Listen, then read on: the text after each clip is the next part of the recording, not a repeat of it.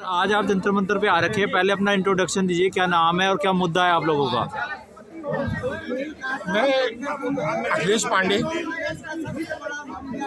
1990 में जब आरक्षण के आंदोलन की शुरुआत की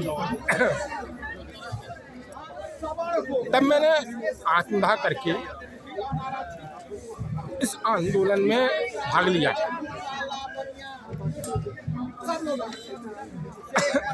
दिल्ली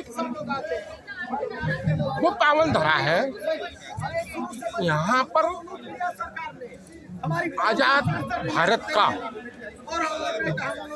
सबसे बड़े आंदोलन की अगुवाई हुई। हमारे साथी भाई राजीव जो उस समय देशबंधु कॉलेज के छात्र थे, उन्होंने आत्मदाह करके एक नई क्रांति की शुरुआत की। उसी क्रम में 22 सितंबर को मैंने भी आत्मदाह किया। ईश्वर का सौभाग्य कि हम दोनों उस समय जीवित बच गए। और मैं आपको जानकारी बताऊं, उस समय भारत में लगभग 1100 लोगों ने आत्मदाह किया और जिसमें 5 से 10 दिल्ली के ही थी। दिल्ली के लोगों ने आत्मदाह किया। काफ़ी समय इलाज के बाद जब हम लोग वापस लौटे, उसके बाद फिर इस आंदोलन में जुड़े।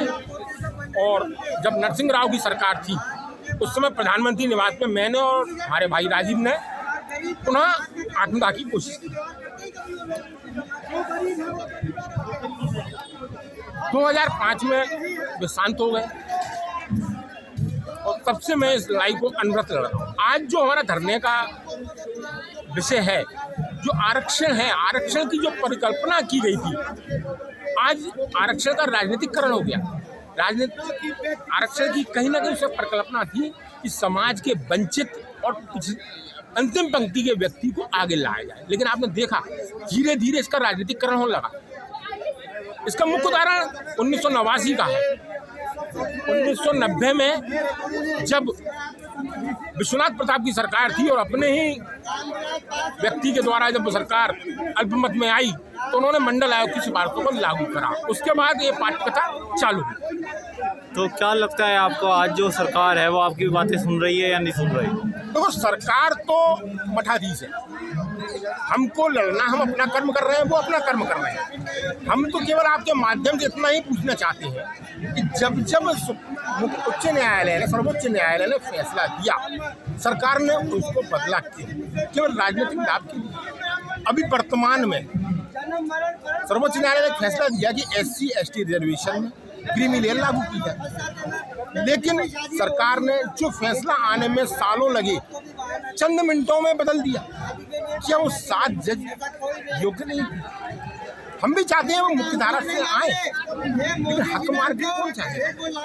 हमारा विरोध उन लोगों से है जो इसका लाभ ले चुके हैं और अब उसका लाभ छोड़ना नहीं चाहते। वर्तमान सरकार जो दीनदयाल उपाध्याय के 95 पर चलने का कदम रखती है, पंडित दीनदयाल उपाध्याय का एकमतावाद था कि अंतिम व्यक्ति को आगे लाया जाए। क्या क्रीमी लेयर को हटा के ये एकमतावाद ला पाएंगे? आज खुद ही अपने जो पार्टी के संरक्षक थे, उनकी ये बातों से मुड़ गए। तो आप अपने समर्थक को क्या कहना चाहेंगे जो आपके साथ आ रखे हैं, और जनता को क्या कहना चाहेंगे? हम केवल इतना ही कहना चाहेंगे कि हमारा किसी समाज से कोई विरोध नहीं, हमारा केवल विरोध आरक्षण की नीति से है।